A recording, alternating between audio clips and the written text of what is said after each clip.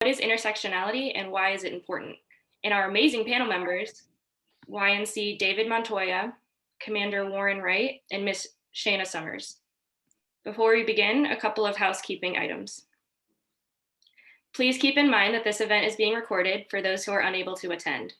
This is a webinar, so you can't see other attendees, only panelists and hosts. Your video is also off and you are automatically on mute. You can, however, use the chat function, and we encourage you to do so. If you have questions, please feel free to click the raise hand function and we will unmute you and announce your name so that you can ask your questions, or you can type them in the chat. When using the chat function, you have the option to chat just the panelists or panelists and attendees. You will also see a poll at the beginning. Feel free to answer the poll question. It is a tool and we will make this presentation more interactive. We will leave some time for audience questions at the end. Please join me in offering our panelists a warm and virtual welcome to our Bay Area Coast Guard community. I will now turn it over to Commander Melanie Burnham and YNC Lana Port. Thank you so much, Kim. I'm Commander Melanie Burnham, one of your moderators. I'm assigned to U.S. Coast Guard Pacific Area as the Incident Management Section Chief. And our other moderator today is YNC Lana Port, who is assigned to District 11 in the DXR shop. We'll start off with a couple ground rules. So we recognize that we're all here to overcome some known or unknown divisive biases. Our panelists have volunteered to share some deeply personal parts of their lives. And in turn, we have some ground rules to ensure that this conversation remains productive and insightful, but most importantly, creates a safe space free of judgment. So number one, we ask that you be present. Listen respectfully and attentively. Number two, avoid blame, speculation, and inflammatory language. Three is please maintain anonymity when you're discussing personal anecdotes. Number four, respect the opinions of others. We're not here to force any opinions or views onto another. Number five, share the air and embrace that awkward silence. And number six, we're not experts here. The facilitators and panelists, we're learning too. So we're all here to learn from one another and share our stories through thoughtful and meaningful discussions. So now on to introducing our wonderful panelists. Unfortunately, Command Master Chief Phaedra Hooker was unable to attend due to an unanticipated absence, but she sends her sincerest regrets. We have YNC David Montoya. He is a native of East Los Angeles, California. David enlisted in the Army National Guard in 2002. He served in Operation Iraqi Freedom. It was called to active duty once more in response to Hurricane Katrina in 2005. After the Army National Guard, he enlisted in the Coast Guard in 2006.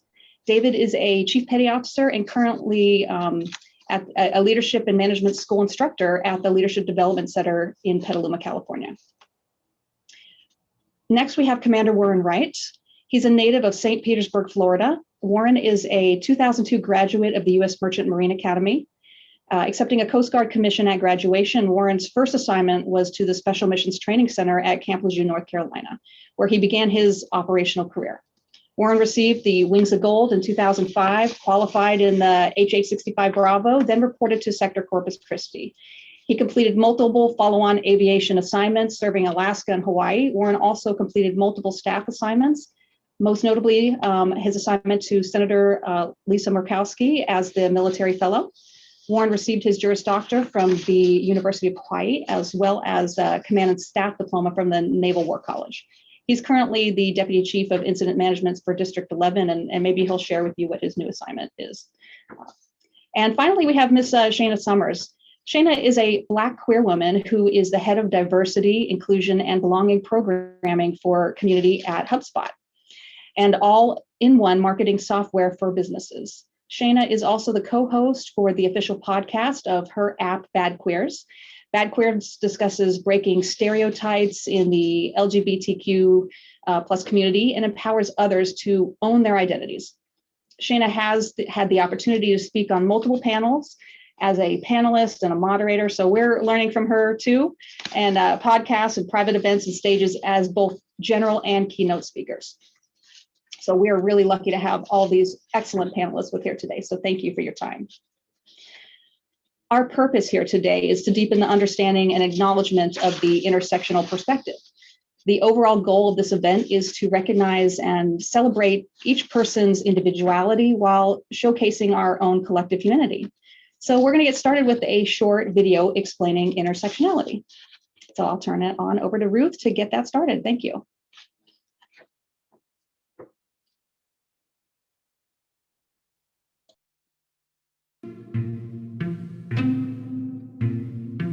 What is intersectionality? Intersectionality is a way of understanding social relations by examining intersecting forms of discrimination.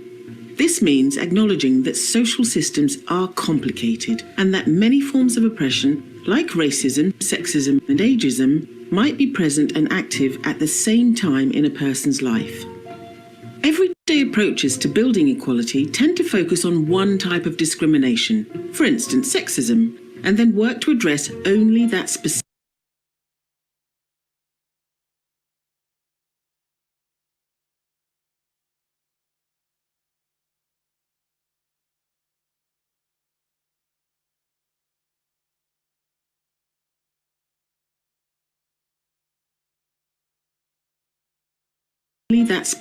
concern. But while the career of a young, white and able-bodied woman might improve with gender equality protections, an older, black, disabled lesbian may continue to be hampered by racism, ageism, ableism and homophobia in the workplace. Intersectionality is about understanding and addressing all potential roadblocks to an individual or group's well-being. But it's not as simple as just adding up oppressions and addressing each one individually. Racism, sexism, and ableism exist on their own, but when combined, they compound and transform the experience of oppression. Intersectionality acknowledges that unique oppressions exist, but is also dedicated to understanding how they change in combination. The roots of intersectionality lie within the Black feminist movement, with legal scholar Kimberly Crenshaw originating the term. Crenshaw felt that anti-racist and feminist movements were both overlooking the unique challenges faced by Black women. She stated that legislation about race is framed to protect Black men, and legislation about sexism is understood to protect white women. So simply combining racism and sexism together does not therefore protect Black women. Intersectional theory is now applied across a range of social divisions and also to understandings of domination, such as those associated with whiteness, masculinity, and heterosexuality. Intersectionality is not only about multiple identities, and it's not a simple answer to solving problems around equality and diversity. It is, however, an essential framework as we truly engage with issues around privilege and power and work to bring them into the open. Intersectionality means listening to others, examining our own privileges, and asking questions about who may be excluded or adversely affected by our work. As importantly, it means taking measurable action to invite, include, and center the voices and work of marginalized individuals.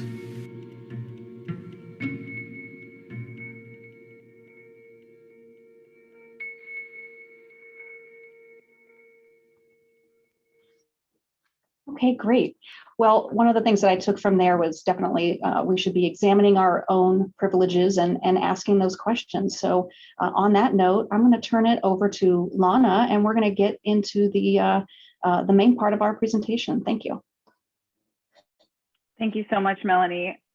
So the Oxford Dictionary does define intersectionality as the interconnected nature of social categorizations such as race, class, gender, and sexual orientation as creating overlapping and interdependent systems of discrimination and/or disadvantage. So it is the acknowledgement that everyone has their own unique experiences of discrimination and oppression, and it is important to consider everything and anything that could marginalize people. So now that we have the same understanding or common understanding of what intersectionality is, I'd like the audience to take a look at this image of some identifying characteristic categories. And my first question today is actually for the audience in a poll. The question is, what categories do you identify with when describing yourself to others? And if you were required to rank order these different identity markers, what would be the most important to you? So on your screen, you'll see a array of different identifying characteristic categories, and a poll should be on your screen. And we've grouped these together. So the question again is, what identity characteristics do you most identify with when describing yourself to others?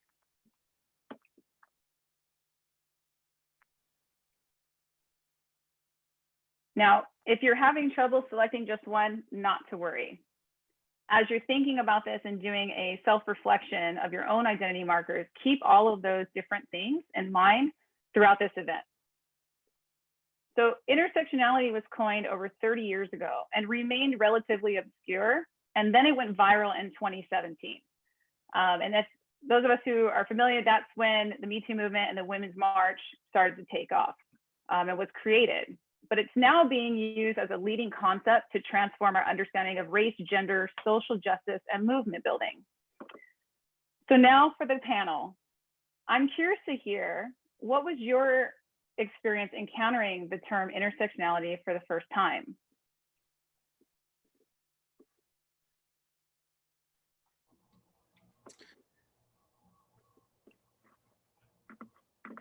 Shana, do you want to start us off? Yeah, sure. I saw David come off mic, and so I wanted to be sure that I wasn't interrupting.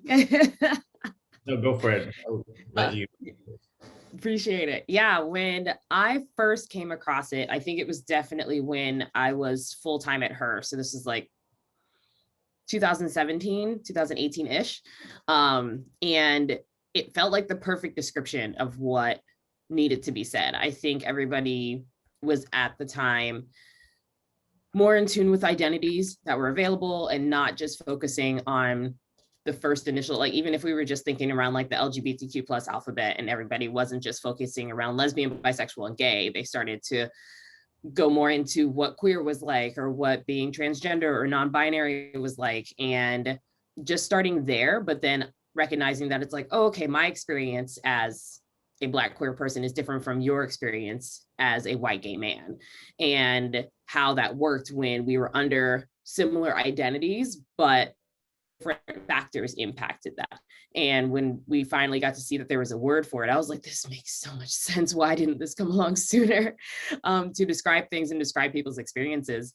And it was one of those that I think people are starting to come around to, and understanding different people's experiences and how when those different identities come in, it just like tricks a lever in what society looks at you or engages with you, or even just around like legislation or anything, and how that impacts different people. So when I first heard it, I was like, this is a catch-all word for describing what those different levers were.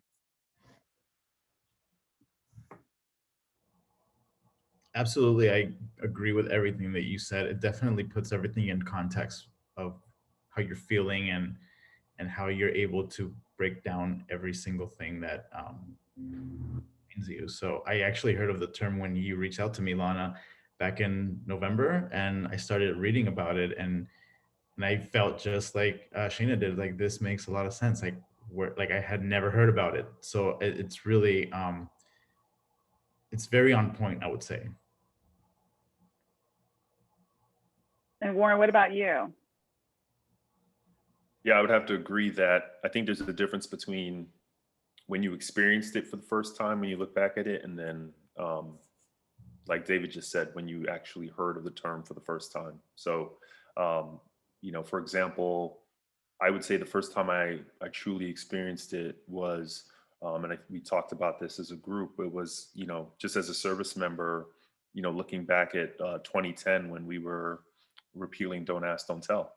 And the Coast Guard was forcing us to have some very intrusive conversations in our respective wardrooms and messes. And that was just from the leadership perspective, the conversations that were being had.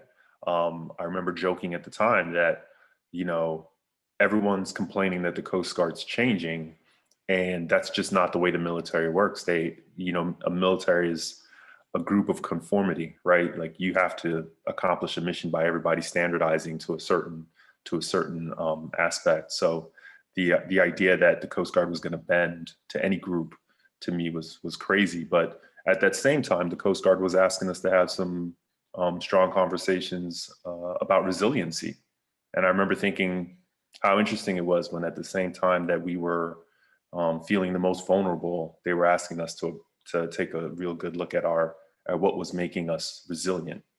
And so the idea of shipmate and teammate and all of those terms that we use to talk about camaraderie and unity and executing the mission was, I would say back then, was the first time that I actually took a look at how I differed and how some of my shipmates differed, even though we all looked the same in our uniforms and all conformed to the same idea of mission execution and excellence.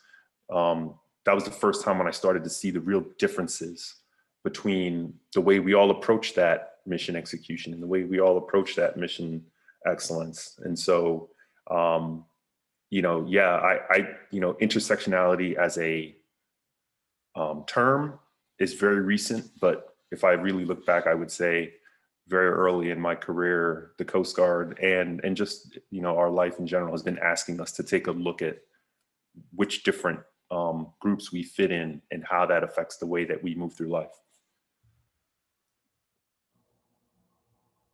Yeah, it's interesting during my own experience, which wasn't as much earlier than yours, David. I found that in order for me to truly understand it, I had to really do a deep dive into myself, right? Identifying my own markers.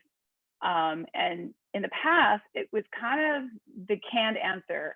Where I'm from, I'm married, I'm a parent, and race, and culture. And that was kind of it. But this term really expands that thought process. We're talking about disability, we're talking about education, economic status, all these other layers to a person's being, we'll say. And I personally struggled with it. So I quickly realized that I was choosing markers that maybe weren't mine, but were markers that I was socialized with. And so I think a lot of us can agree that we've done that or continue to or have in the past. So my next question is, are there any identity markers that you have been labeled with or socialized with that you don't identify with? I was like, absolutely. I think I can even think of it in terms of like with even just between myself or like with my brother, which could potentially be something that like Warren has experienced. Like Warren, I'm assuming you're a tall dude. Not that I know, but so is my brother. And it was always interesting when I first noticed how those like silent markers were because of how somebody would treat you. It would say like, in action steps, they would say, no, I'm not racist, or I don't have these unconscious biases, or I don't have anything else. But why after a performance or after a soccer game or something, I was able to find my brother very quickly because there was this invisible bubble around him that gave him like this space. So I could never find my parents. I could find him because I have this really tall Black man who, under their assumption, based on how he's dressed, probably could look like a thug or a gangster, or like he could do something to me. And seeing that in regards to him was crazy. And I've had opportunities where, I say opportunities, it wasn't really an opportunity, but I've had it happen where I'd be in a store and there's a shadow of a person just like walking around with me, and that works there. And it's crazy to see the assumptions that happen, or going into a classroom and having them think that you're in the wrong place just based off of how you look. You haven't said anything, you haven't done anything, you've sat down, taken out your book, and they make these assumptions around you. Or when I'm talking to like a white woman and then all of a sudden she drops girlfriend and does some snaps in there, and I'm just like, why is this happening? I don't get why I'm talking to you like this. I don't understand where we have to switch that. And that even happened just as soon as like yesterday, when me and my roommate went out to go and get our COVID test. And she was just like, oh yes, girls, this is how you're doing it. And we're like, okay, we just want to get tested and be good to go. I don't understand where this fluctuation comes in. So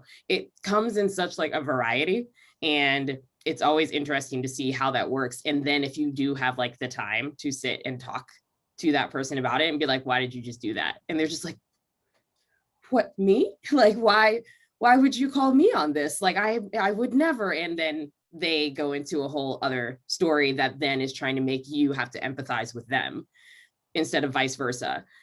So that kind of spawned the range of what happens, but those are like real life experiences that people put on you, even if they don't seem to mean it. It's there, and the bias is there too.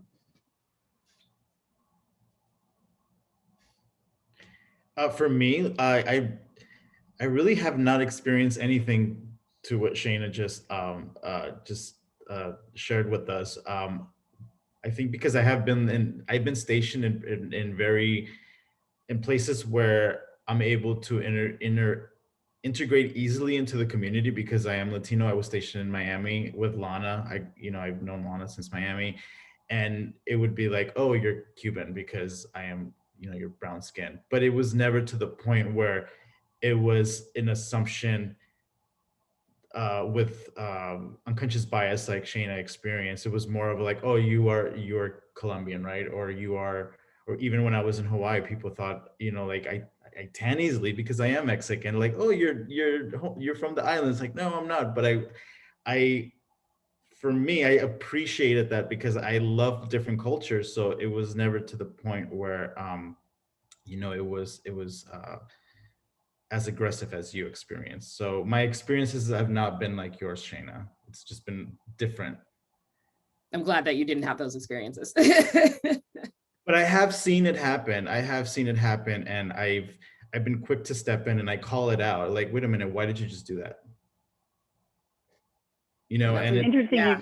it happens a lot within the Latino community too, within ourselves.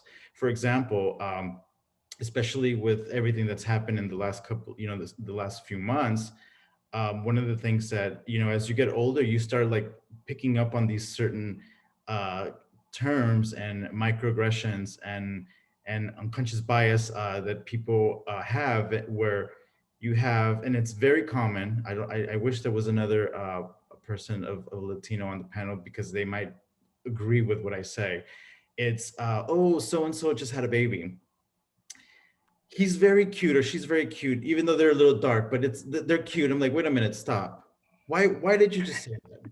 I was like, what do you mean? Like, are you trying to say something? What is it that you're trying to say? And I get them to think, and it's like, well, I didn't really think about it that way. But what you're just saying, what you just said right now, that right there is not right. And this is why it's not right. It's like, I didn't think about it that way. I've been saying this my entire life. No, that's not right. So I do see it in others, and I do step in and I speak out because it really irks me. Yeah, that's the action step that needs to be taken, is actually speaking up and speaking out and holding people accountable in the moment. So go you. Absolutely, yes. Holding people accountability is very important. And Warren, you're from St. Petersburg, Florida. And I learned when I was stationed in Miami, I was told, oh, that's not real Florida. It's not even really part of the United States. So in your experience being from, the state that is kind of diversified by this invisible line, how do you have any input of anything you've experienced? Yeah, it's interesting you say that. So politically and socially, Florida is a very country state. People don't realize that. The third biggest cattle state in the country. It's a big red state surrounded by 5 pockets of democratic areas. And so when people ask you where you're from in Florida, they're asking for that reason, usually, because they want to know if they can have like-minded conversation with you. So I'm always very sensitive to when people are like, oh, where in Florida are you from? You're like, yeah, St. Petersburg. And you see the look, the change in the way people approach the conversation are going to have with you. But to your point, yeah, I have seen that. And honestly, I think, Shana, you said something that was very interesting. You used the word fluctuation. And I think it's important to note when it comes to the groups we identify with and the way it makes you feel to identify with those groups, your feelings about different groups, that feeling does fluctuate because, perfect example is, being from back home, a lot of people you know, you're expected to play sports. It's not a choice growing up, right? And so I remember the day I was told that I wasn't gonna be in the band anymore. Like I was told that when I got to high school, like you can't play sports and be in the band. You're gonna play sports. And to your question, Shan, I am tall. I come from a family of tall people and a very athletic family, and so your choices were pretty much handed out to you. And I thought that was normal. You know, I look back on it now and I'm like, wow, I would never put my kids in that situation. But I identified well with it. And you know, moving on to college, playing sports there, I was never offended if someone came up to me and said, you must play basketball or you must play football. I'd be like, yes, I do. Thank you. And we'd have a conversation about sports. And then I remember the first time I got offended when somebody approached me and asked me if I was an athlete.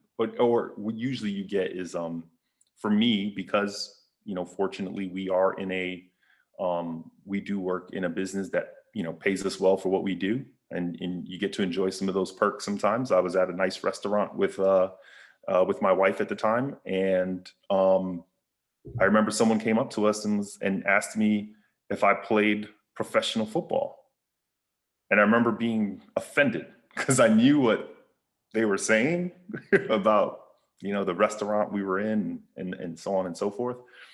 But I remember looking back on that conversation and thinking to myself, I would not have been offended by that 5 years ago or 10 years ago, you know? Same thing, I got on an airplane and I was sitting first class because I got upgraded because of my miles. It was a work trip, but because of the travel I did in that job, I was being upgraded to first class. And no one's turning that down, right? And I remember sitting down and the gentleman next to me struck up conversation with me and then proceeded to ask me what team I played for. And I was like, man, I can fly this freaking plane. What are you talking about? I remember being really offended by that. Like, I'm a professional. I'm an aviator. You know, I went to school. I'm an engineer. I did all, like, I was like, I remember being offended because I knew what he was saying by that question. But yet again, 10 years ago, I would not have been offended by that. I would have identified with that group, right?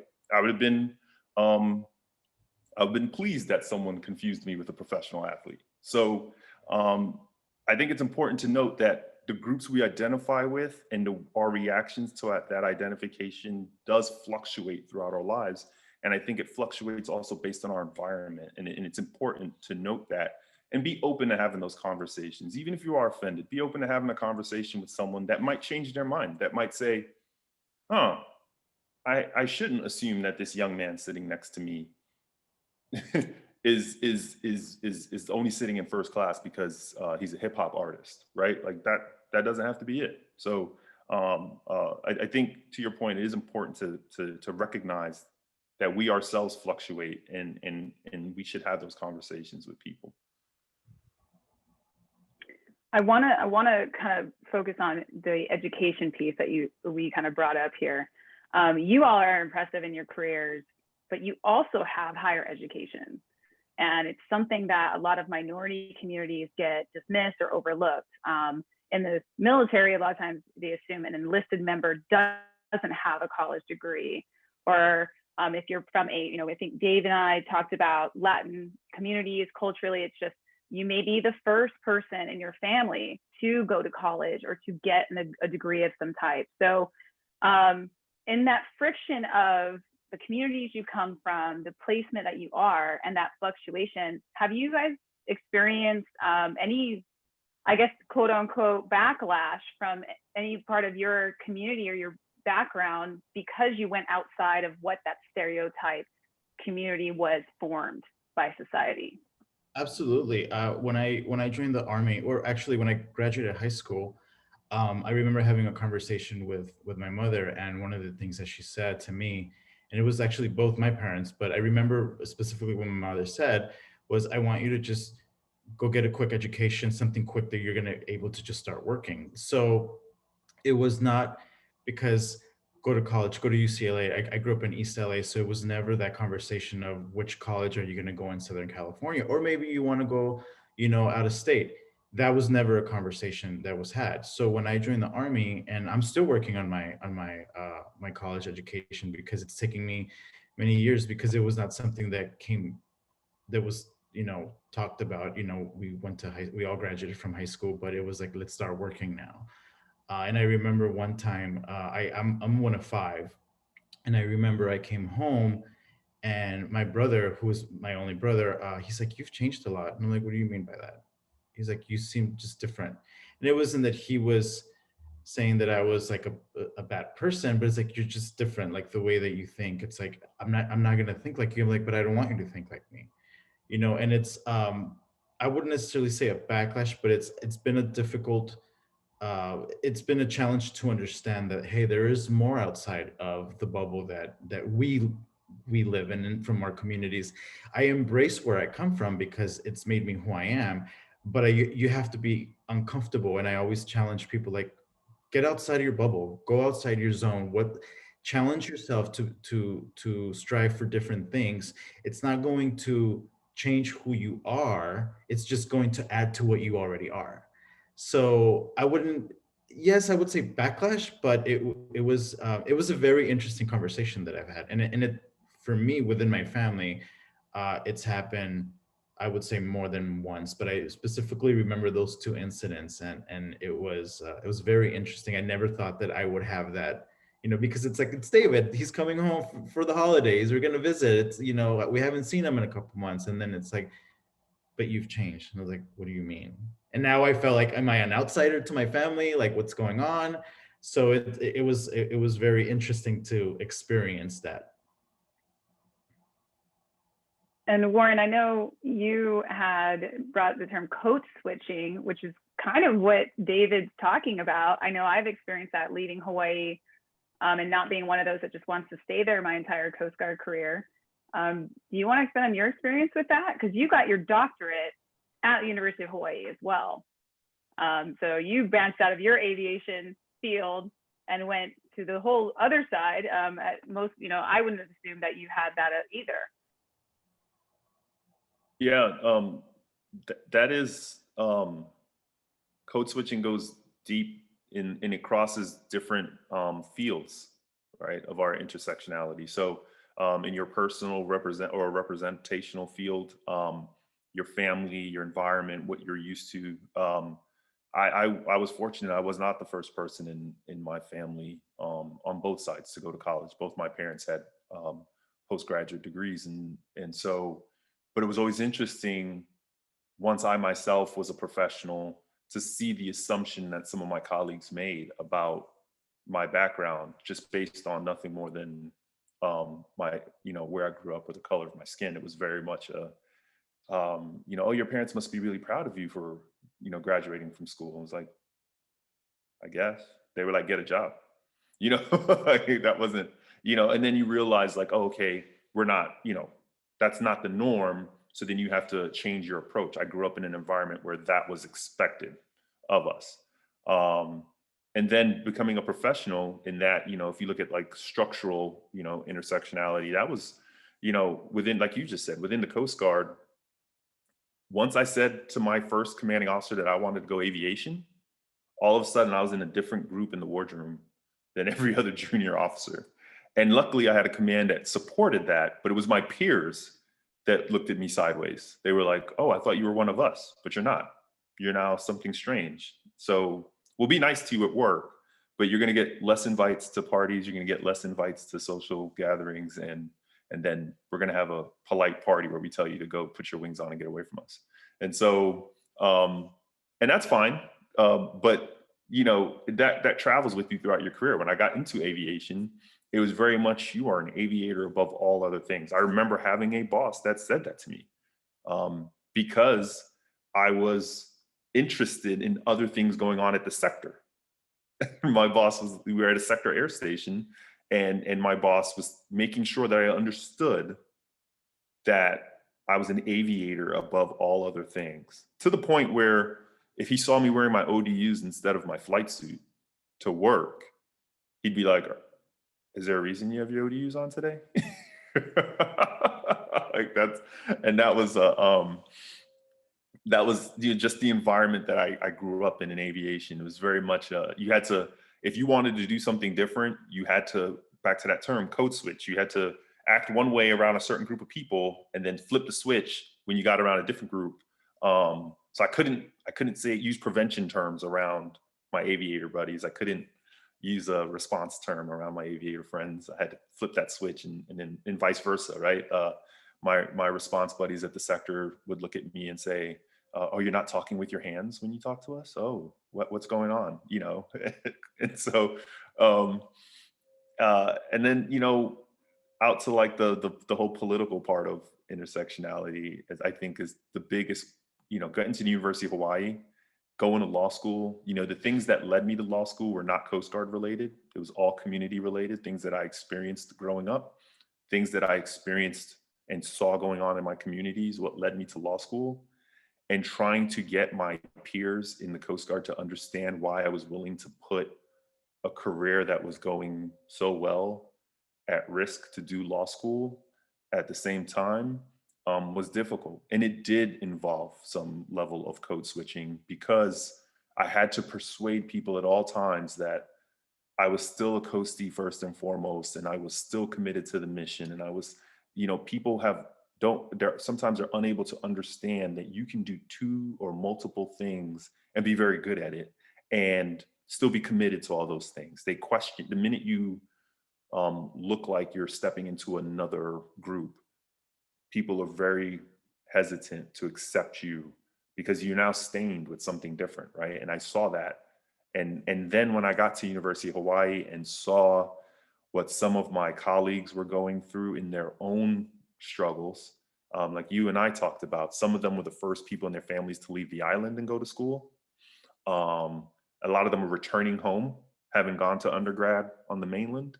A lot of them were stepping into a different group of higher education and a different group of societal setting. And that came with a level of acceptance or non-acceptance as well. And so, yeah, when it comes to, you know, I joked with Phaedra and Shana about the whole, within the Black community, how we flip that switch quickly. I being in Oakland, I've seen it. People here are very accepting of a professional Black man and embrace it and want to see you do great things. And I'm surrounded by professional men of color, but not too many of them wear uniforms. And so I you know, having that switch go on and off and having, you know, those relationships that blend different groups, it's been an experience. So yeah, I will tell you, part of that intersectionality is the ability to blend and travel within different groups. But I think everyone here on the panel will say we've pretty much, everyone has experience in it, regardless of which group you're identifying with. Absolutely. So with Shana, you know, we're talking about evolving, right? Like this wonderful, we'll use the butterfly metaphor. You started, you grew up in Northern Virginia, and you have actually come from a military family. Your father retired, still working for DHS, I believe. Your grandfather was a prisoner of war in the Korean War, okay? You have other family members who are also military. And then you played soccer in college, you went abroad for school, but you started in music and music therapy. And now you're a communities manager at HubSpot. Can you kind of, I mean, take us through a brief, like, you know, synopsis of how that evolution happened from where you started, your origin story, to where you are now? Because it spans, you know, just like Warren's saying, and as well as David, we keep continuing to push ourselves out of our comfort zone, and these wonderful things happen. And a lot of us can't see it from where we started from. Yeah, I definitely don't think if I could have told you from high school choosing my major to now, I'd be actively where I am or doing what I'm doing, or say that I was a face of a really queer company or anything along those lines. It's just the math doesn't add up in that journey. Yeah, definitely had that military upbringing, but with the understanding from my family that I was not going to be going into the military. That was kind of one of those things. And it wasn't just for me, it was for my brother as well. And that was a conversation that my dad had that he didn't want for us, which I understood. And at the time it was like interesting to see why and reasoning. But overall, if I had, it would have been to go in for music anyway. But I definitely, similar to Warren, like I had that balance of music and sports. I was looked at for sports first, but I was a bit more into music, but it was always a balance for me. So when I picked a school where I could do both. And while I was in that school, I started to see opportunities that were laid out for me in different spaces as well. I wasn't out while I was in school. Like I did not come out. I had like my journey and my experiences and didn't come out until I moved outside of Virginia.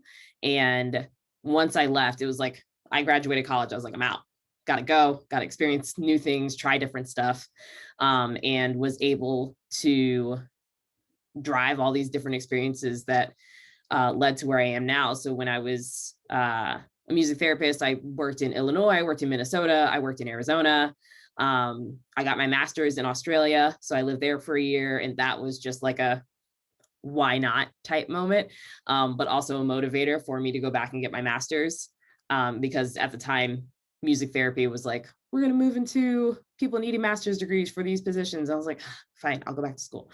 So I did that overseas. And while I was overseas, it was also interesting because that was probably the year that like I came into my sexual identity.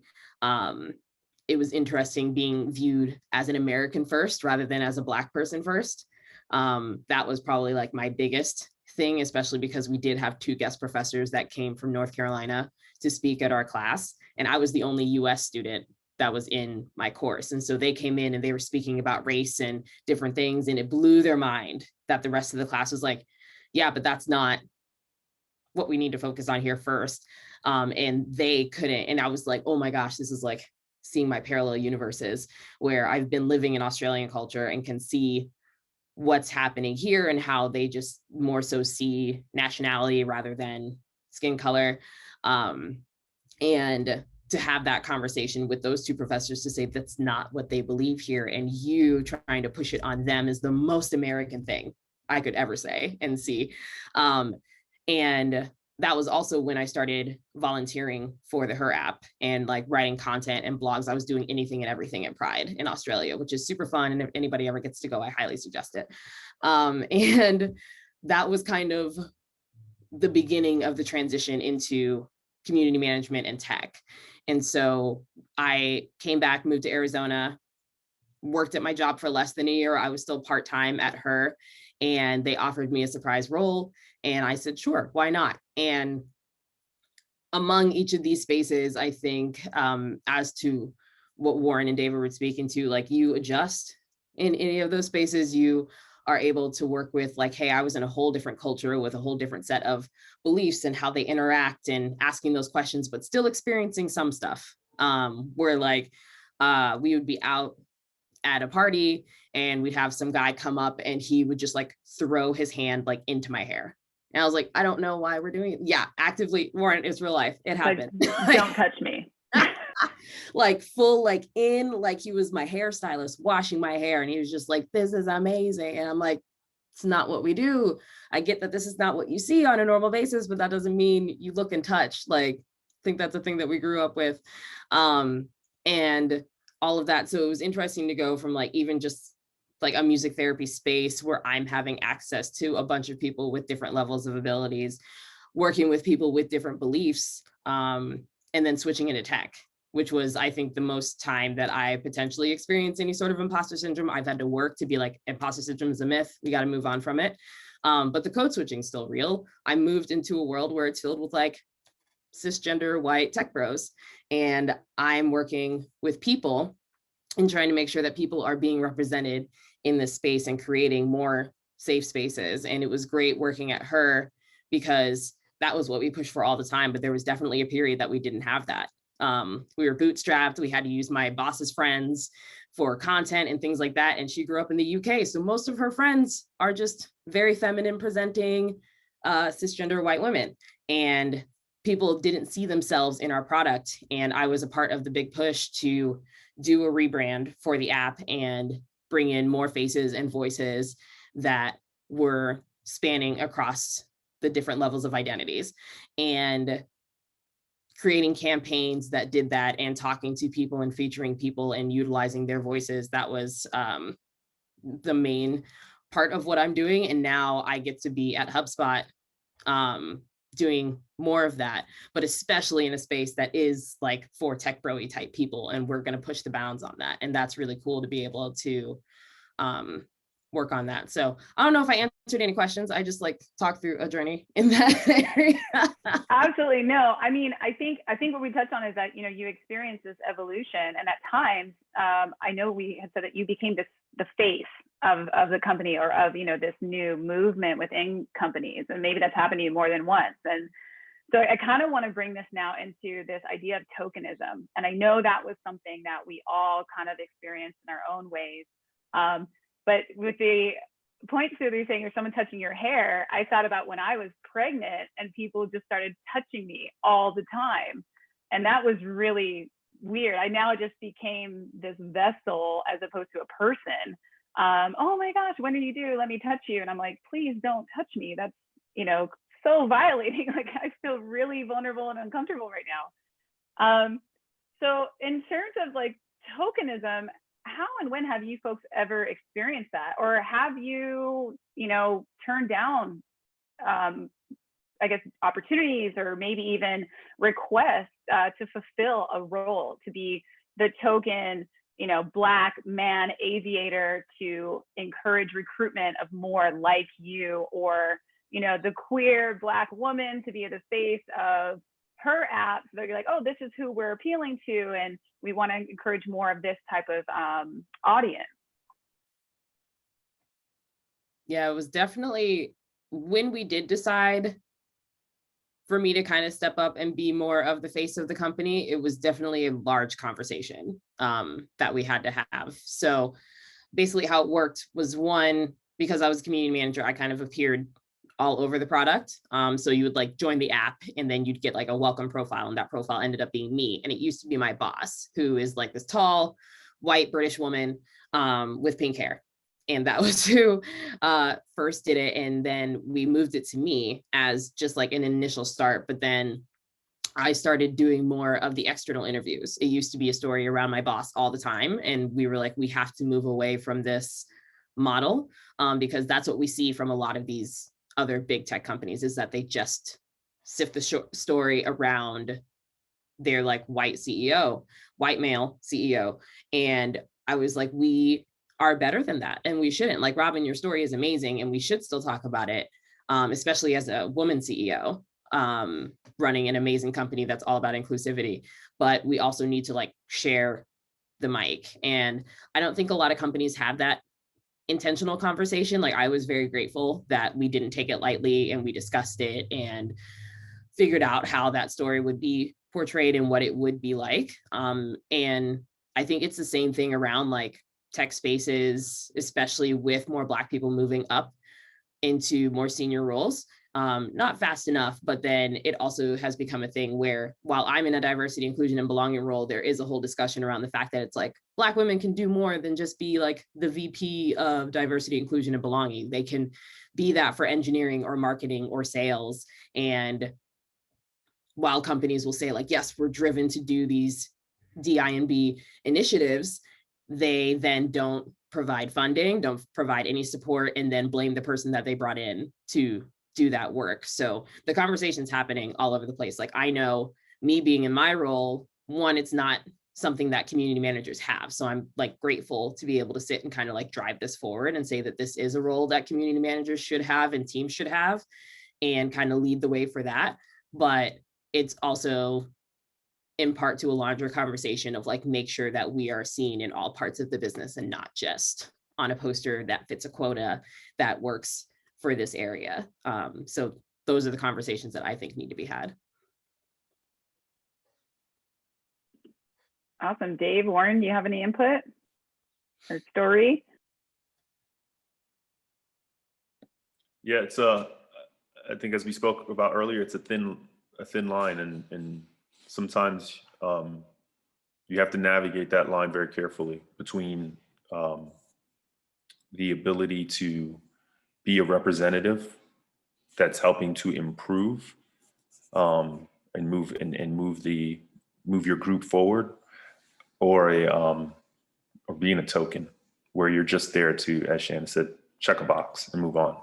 So I think I mentioned when we were having our earlier conversations that I didn't like being asked to do Black History Month events, because what I found was most of the time I was never asked to do any other events, right? So when you start to realize, like, wait a minute, I never get called for any of the other events, then you start to, understand that you might be fitting the token role rather than the let's educate and move forward role. And to your point, Shannon, we can fill different roles when it comes to progress within a community. It doesn't have to be the role that our skin color defines. So, luckily for us in the Coast Guard, we are still we're still progressing, right? We're still moving, we're still changing, we're still fighting this diversity and inclusion fight, and our leadership is kind of taking the lead on that. So we still have advocates in the right places, and I think that it's a conversation based on our experiences, but also a conversation based on others that we need to continue to bring forward and say, look, it's okay that you have, I'll use the Flag Corps, for example, right? It's good that we have one Black admiral, but why do we always just have one, right? And have that conversation about what it takes to make more than one, Same thing with females or some of the other minority groups, right? Like, let's not relax because we got one, because then what you end up having is that one has to now represent everyone else, regardless of what their background in those other groups of intersectionality, right? That one person may not identify with half or 2/3 of the groups of the next flag officer to come along.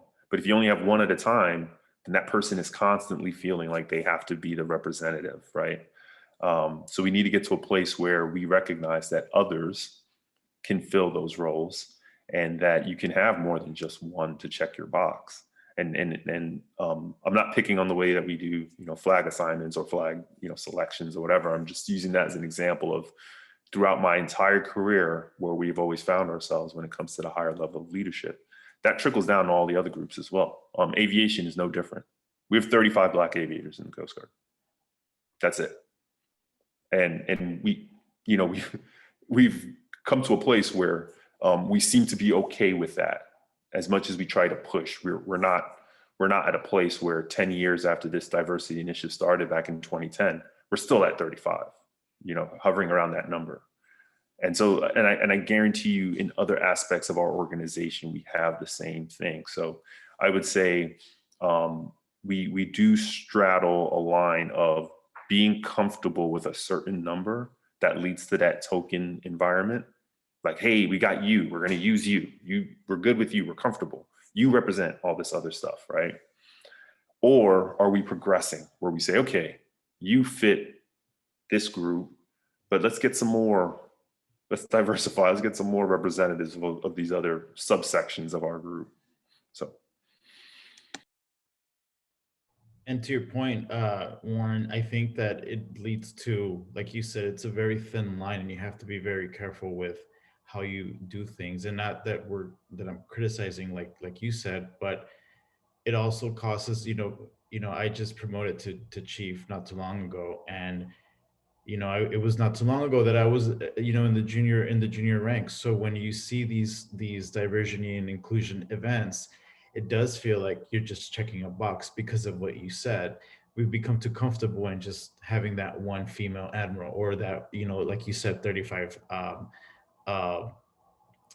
Black aviators. So I think that in order for us to move away from that tokenism, we definitely need to just continue to push forward so that we can move the needle, because it's very, you can easily fall back into complacency and just say, hey, okay, well, we have that one, so we're just going to check the box and we're going to move to the next. So to that point, Dave, we know as a national conversation around racial justice and equality for Black and Brown community is growing. We're seeing that with, Black Lives Matter marches. We're seeing that with the Me Too movements. Also with the, conversation around illegal immigration as well. But what we also see is that those within those minority groups that also identify as part of the LGBTQ plus IA spectrum are left out of the conversation, or are not given the piece or the platform in media, or even in sometimes these focus groups. So as you know, last year we launched Coast Guard Spectrum, which is our newest affinity group. And Shana, you host Bad Queers as well. So I'd like you to touch on that, but I'd like Dave to start off with, we know that there's always room for more inclusive, safe spaces to build these belonging communities.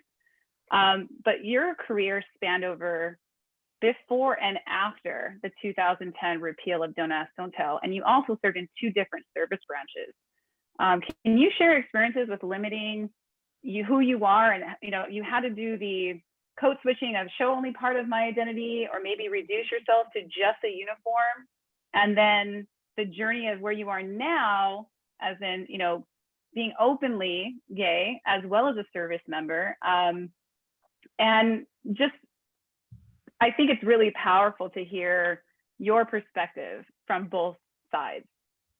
So just before I start, thank you for giving me the opportunity to speak on that, because I will say that this is like the first time that I've actually openly spoken about my sexuality to a group of people in work-related environments. So I want to thank you for that. And it does make me a little uncomfortable, and not because I don't want to speak, just because of what you just said. My career, I started my career back in 2002 in the National Guard, where it was Don't Ask, Don't Tell, and it was very, it was different. It was a different time. September 11 had just happened. So the country, the nation where it was, healing and trying to figure out, what we were going to do. So I enlisted right out of high school. And when I went into the National Guard, I was activated right away. So serving under Don't Ask, Don't Tell back then was difficult, to say the least, because I also come from a Latino background. I'm Mexican American, and I also have certain expectations that I have to meet from my family, from my father specifically. And he did not, being gay was not one of the things that he ever think that was going to be on the table. So I had to be one way at home. I also had to be one way in the Army. And then I deployed, and to say that I don't want to say the word fake, but that I pretended to be somebody that I wasn't is an understatement. So that right there, it created like an identity crisis within myself, because I was struggling with who David was. I didn't even know who I was. So then as you move forward, and I started my career in the Coast Guard, and I started dating my ex at the time, it created a lot of friction too, because I was a little bit more comfortable being in the Coast Guard, because of it was not as the constraints that we have as I was when I was in the Army. So I was, living in town. But I noticed that even going to a restaurant with my significant other was giving me anxiety, a lot of anxiety, because, I was just having dinner, but, just because of who he was at the time. But I mean, I could have easily been like, oh, this is just a friend. But then again, the internal struggles comes where, why am I introducing him as a friend? Well, because the Coast Guard is telling me that I cannot introduce him as who he really was. Also, my family was telling me, specifically my parents, not to introduce him for who he was. So it was creating this tension within my relationship, was creating a lot of tension at work. So I remember when I finally snapped, I would say that, I went through a lot of therapy. I think we all need it at some point. But I remember I told the therapist, I said, I feel like I'm being pulled in 3 different directions. I have to be one way at work, one way with my significant other, and then one way at home. I have like 3 different identities, and I don't know who I am. And it just created a lot of stress, a lot of tension. I still have anxiety about that. I'm dating someone else now, and I've had conversations with him, and whenever I tell him like, oh, this is how it was, like he because he didn't have a come out story, because like I just was who I was. How it just goes to show how different like generations and different backgrounds, how they just assimilate. But even like I said, to this point, I'm learning to grow from that and not have the anxiety, because I do have a lot of anxiety, and it has a lot to do with the fact that Don't Ask, Don't Tell was such a huge burden on myself, and not just myself. I'm just one story. There's plenty of other service members out there, and I think that in order for us to fully embrace our differences is by having these conversations. Because I remember when Don't Ask, Don't Tell was repealed, the only thing that I remember saying to myself, well, now I won't lose my job, but I was still doing the exact same thing that I was doing before, because I still was uncomfortable, the anxieties and it hasn't gotten it got easier along as time progressed. But I still remember how these things. I cried because I thought it was like great. Like now I'm not going. I don't run the risk of losing my job. That was the only thing that came to mind. Never mind the fact that I was already told like, hey, like just be who yourself. It's gonna be fine. But then the conversations from other people that were having like oh, it's still not safe to come out, and I was not comfortable doing it. Thank you so much for sharing that. It's so real. I will say thank you I know it takes a lot of courage to be vulnerable and to speak about this, especially even though this was repealed in 2010, it's 2021. Culturally, we're still struggling with it. And, we just talked earlier, using proper pronouns or asking somebody, what do you want to be, called or labeled as or whatnot. But Shana, you had said something similar about your coming out story in discussions me and you have had, coming from a heavily military family background, and your assumption that you thought your father was going to be the one to take it hardest. Can you talk a little bit about how that went for you? Oh yeah, that was a fun time. Because I definitely did. I had that same kind of mindset where conversations with my dad were typically harder. And so when it came to this, I was like definitely telling mom first, going for this angle. And it took months of like building that up. Like my brother definitely knew first. He was great and was just like, you got to tell her. So she was coming to visit me, and I told her, and it did not go well. It was one of those things where religion was brought back in, and the hopes that she had for me in this visual, in which I don't even understand where that came from, because I never did anything that she said in terms of like what I was thinking for the future anyway. So I don't even know where that statement came from. And lots of just it,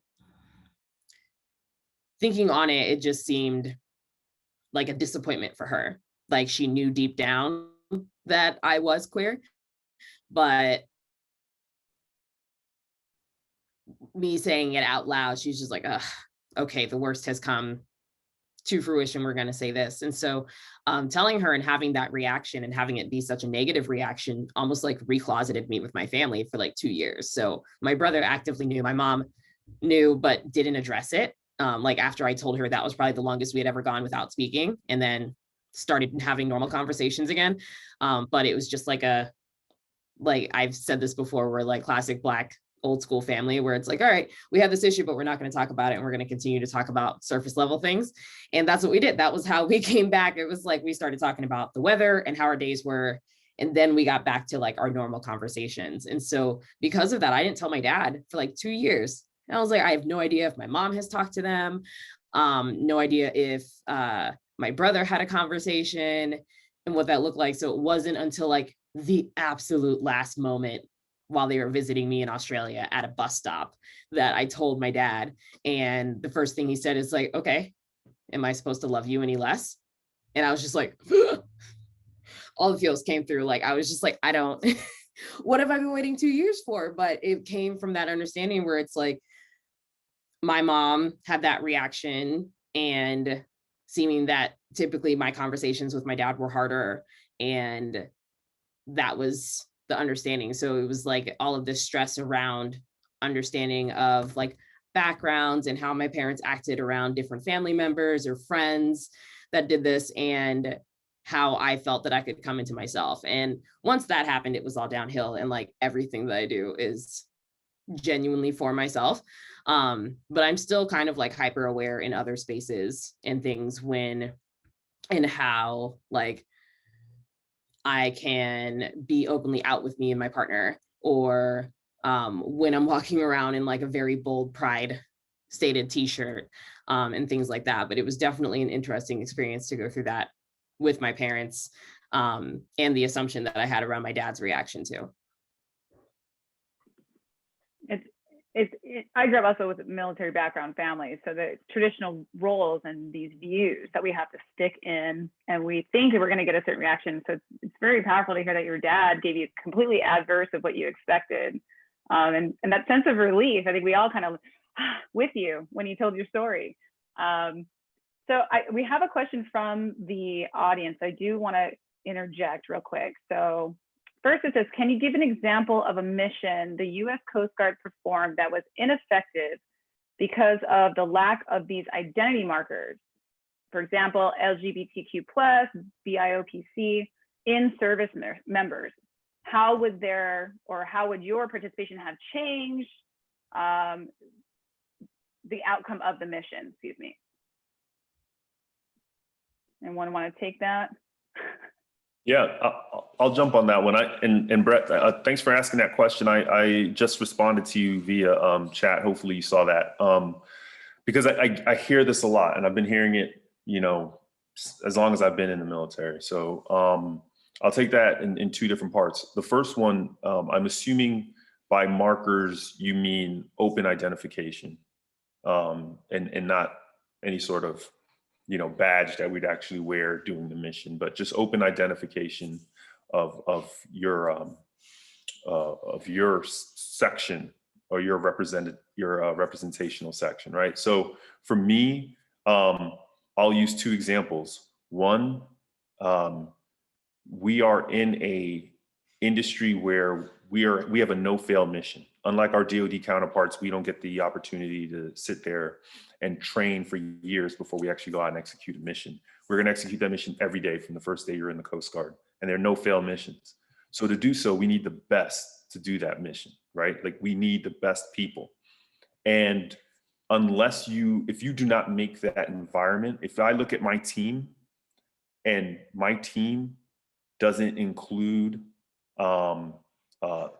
the best of the best, it includes the best of the rest, or the best of what we have, then yeah, they might be the best team that we had at the station that day.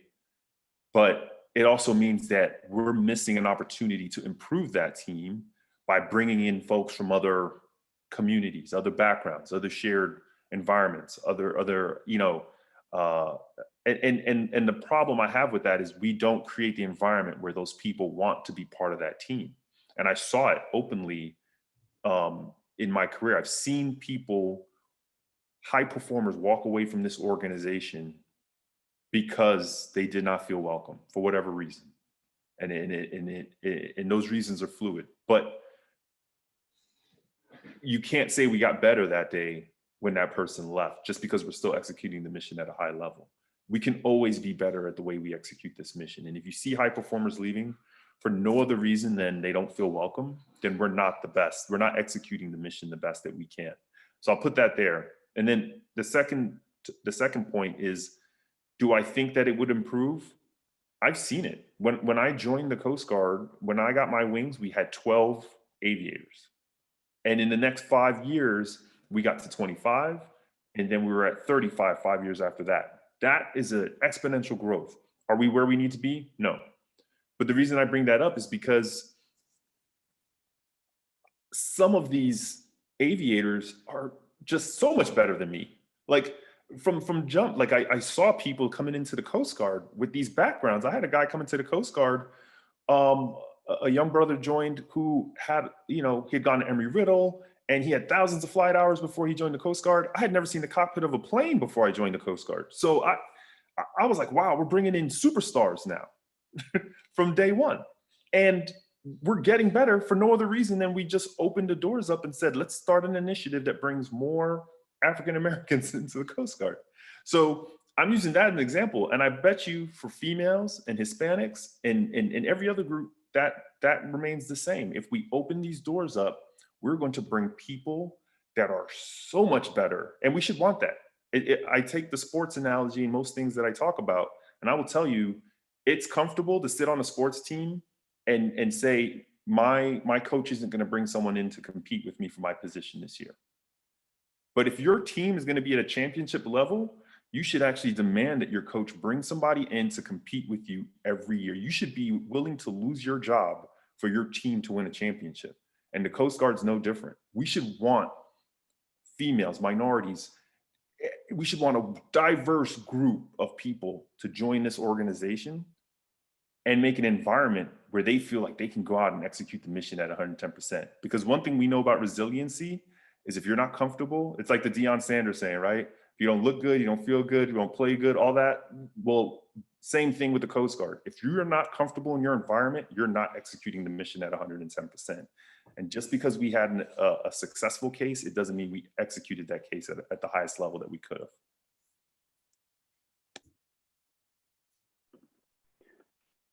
It's interesting because we're such a push right now for retention and recruitment. And I think it's not just the Coast Guard's effectiveness, we'll just say military service wide. And we are behind. I have seen that in the corporate and civilian sector, we're definitely behind. And I think it's intertwined with our military culture throughout history. And this idea of, okay, I'm going to have to conform, and I know we mentioned this a little bit earlier, to this idea in order to be successful. So I want to kind of have you folks touch on, masking and the idea of being told or having heard, I don't see color, I just see uniform, I just see rank.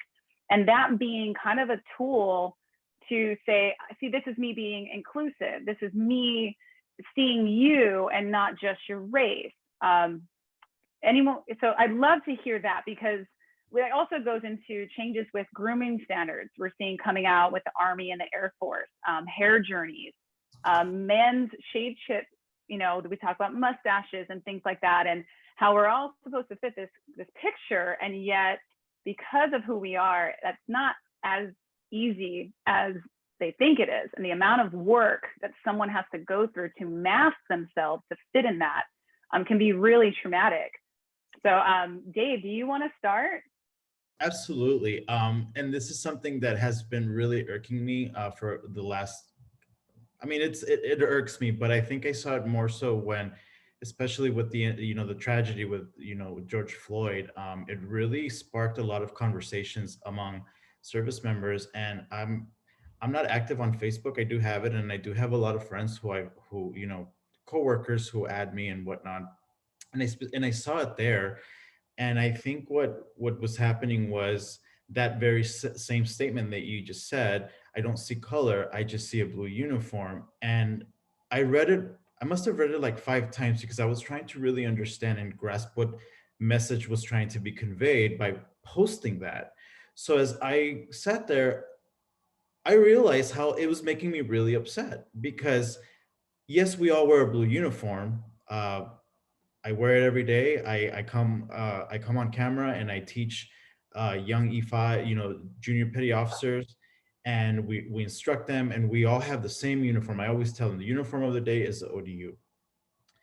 But for you to just sit there and say, I don't see color, I just see the blue uniform, you're completely stripping me down of who I really am. Because the Coast Guard is not something that I am.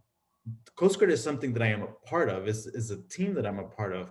But I myself am not blue. I stand before you a Hispanic, proud Hispanic, Latino, Mexican man from East LA who is gay. So for you to sit there and just say, I don't see any of that, it's almost like a defense mechanism from the person who's saying that, because you yourself feel some sort of, you feel uncomfortable. You don't feel that you can easily have a conversation with someone. So I would ask that person, it's like, what is it about the color that's making you uncomfortable? Because I would much rather have that conversation than for you to just mask it and say, I'm good, I don't see color. I just see the blue uniform. Well, at the end of the day, when liberty expires, I'm taking my uniform off. And I'm not blue, I'm not wearing the uniform when I'm going down and pumping gas at the gas station or buying groceries or going out, when we were able to eat at a restaurant. So what is it that's making you uncomfortable that doesn't allow you to see past the blue uniform? That's what I would want to know. It's like, I'm loving the side comments that are coming through in the chat of from Mickey.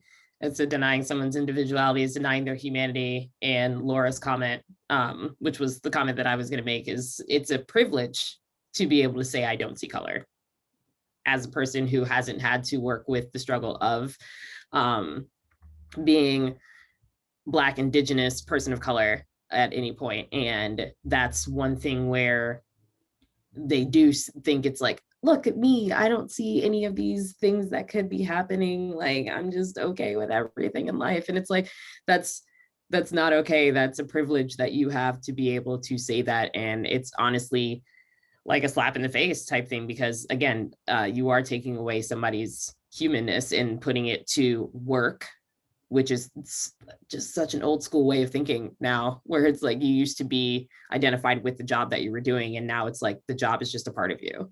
It's a part of what you're doing in life, but there are so many other aspects of you, and people need to be able to see that so they can best work with you, understand your experience, and get the best out of you. Similar to what Warren was saying earlier, like if you're going to ignore pieces of me, then I can't deliver fully for you, and that doesn't work for anybody else. And thanks for I'm sorry, I'm doing the same thing you're doing, Shannon. I'm looking at the comments, and so I just wanted a chance to clarify something I said earlier in my previous answer. So we, there's a lot of times when people look for a measurable, and that's why I love the question that was asked about, can we give an example of where including the different representative groups, or including a transgender, or including someone who's gay, including someone who's a minority, and openly saying this person is now a member of our group, makes the mission better. And what I will say to that is, to clarify why I use the term environment, we do know, and it has been proven, that when you feel comfortable in your environment, when you feel safe in your environment, and more importantly, when you feel like you're a member of the team. And I'm glad that the person that asked this question used an Air Station San Francisco crew, because I can relate to that. I flew the 65, and we like to joke that in the 65, the flight mech sits on the pilot's lap. They're so close, like they're always in our ear, literally.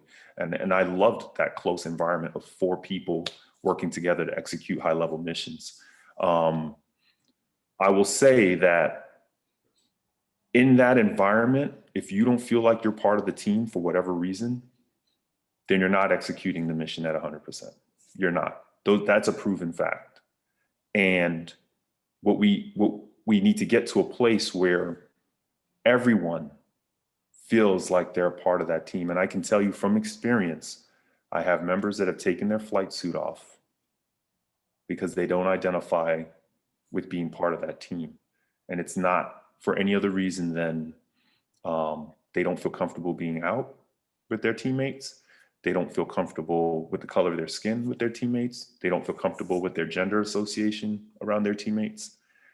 And if we lose those members for no other reason than the environment of the team, then it says a lot about our ability to execute the mission at a high level. So is there a specific metric? No, there isn't.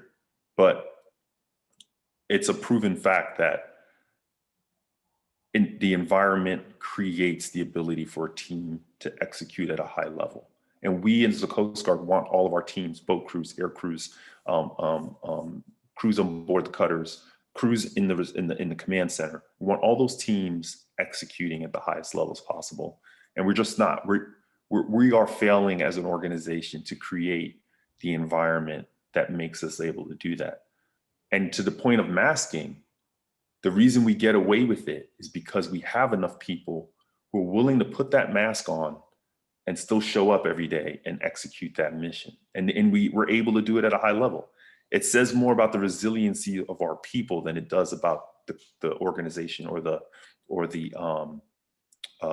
environment that we've provided. And so I just ask that we continue. I love this question. So thank you so much for asking that question. And thank you so much for continuing to clarify the question. I love it. We need to have this conversation because we do want to make this environment inclusive for anyone, regardless of what you identify with, to feel comfortable in that team executing that mission. Thank you so much, Warren. As you were talking, it really reminded me a lot about more talking about mission risk and crews are getting together to do the pre-briefs of the mission and you're doing your after action. That sometimes with some of our mishaps, we've definitely found that a groupthink mentality is what has caused some problems and definitely others feeling not comfortable in bringing things up, not feeling part of the team. And therefore, I think we probably could go back and find some ways to measure where people not feeling comfortable, where people not being able to be their full free selves in front of their shipmates may have impacted a mission in some way, shape, or form, because you don't want, if you're having groupthink and everybody's the same and they have the same background, then you're not coming up with the best ideas in how to accomplish that mission. So that's what I was thinking about as you were talking and as those questions were coming in. So thank you. We're gonna switch to one last question, and feel free to put answers to the different things that are coming through in the chat. But I just want to ask you all. So what are some takeaways that we can give to the audience on how we can be better allies and encourage acceptance? And I'll throw that out to all of you to answer. Thank you.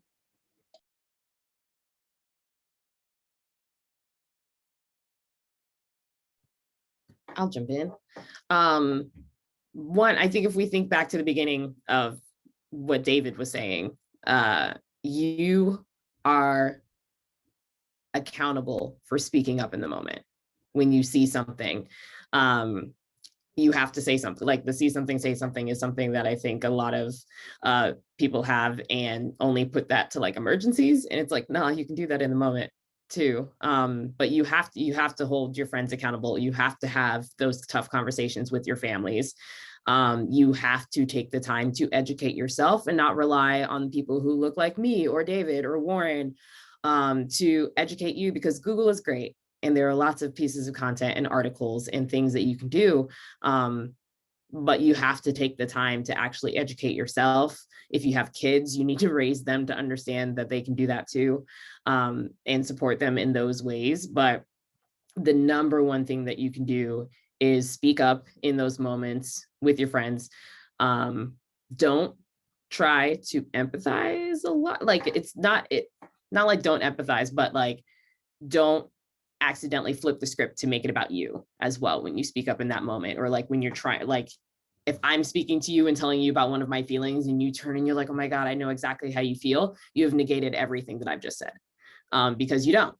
Like I will do this with some of like my white best friends and I'll tell them, they're like, yeah, when I experienced this feels so similar. And it's like, it's not. Sometimes I just need you to listen. So take that time when you're speaking with your friends to just like listen and actually understand their experiences and ask thoughtful questions. Google and speak up in the moment in protection of those people. Even if it doesn't feel as comfortable for you, don't wait until after that meeting or after that space to say like, oh, what they did in there was wrong. You need to do it in that room and speak up for them so that they know that they're supported and will hold everybody else accountable too. So those are my top 3 things. Thank you. How about over to you, David? I everything was said. Shana definitely hit everything on the spot, because I think by you holding people accountable and on the spot, it's going to encourage dialogue. And if you're able to get to someone and really get to the root of why they're saying the things that they're saying, it's just going to start a conversation. And I think that's what we're trying to do here by having these panels, these meetings, is just to start a conversation. Why do you feel the way that you feel? Why did you say that?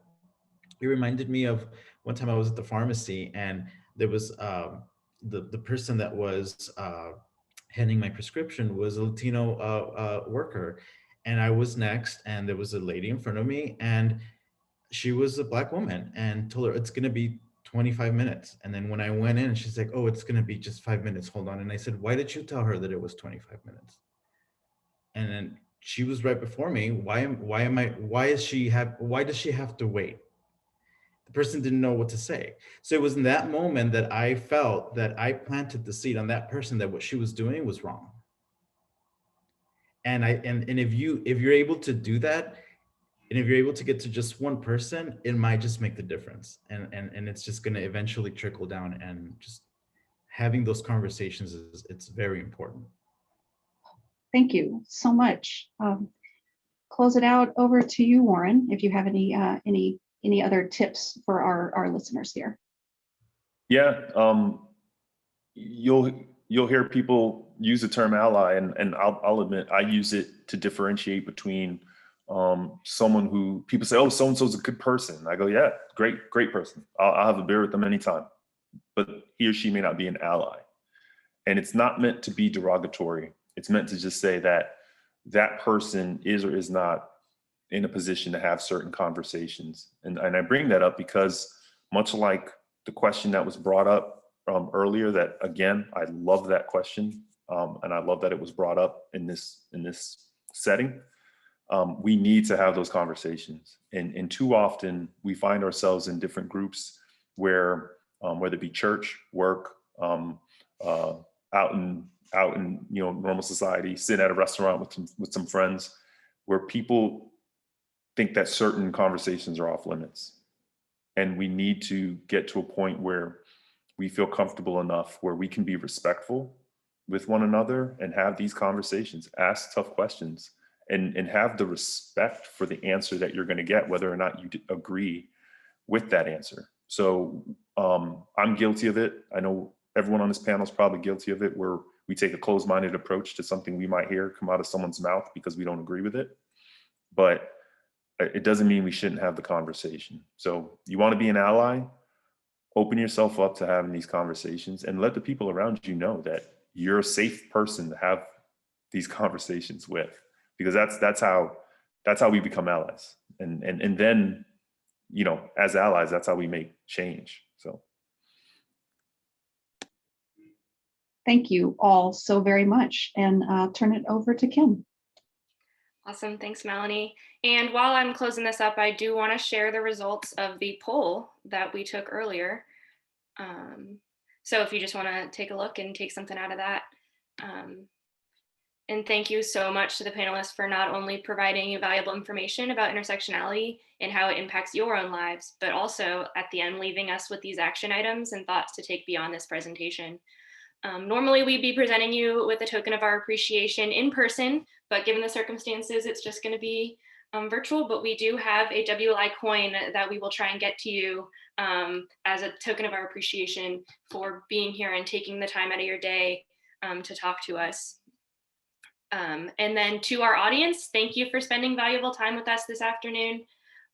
We hope to see you at our next event. Mark your calendars for March 10th at 11 o'clock Pacific time. It's understanding the forms of institutional racism and how it impacts representation in our service. It'll be featuring Commander Marcus Kennedy, who actually someone just talked about an article he wrote in the chat, Commander Andrea Smith, and YN1 Andrea Marsigan. This concludes today's presentation. Thank you for your participation, and I hope to see you all in March. And I will say, if you have questions and for any of our panelists, when we send out the recording, we will send out their contact information if they're comfortable with it. If you have specific questions, I know we weren't able to get to everybody's audience questions.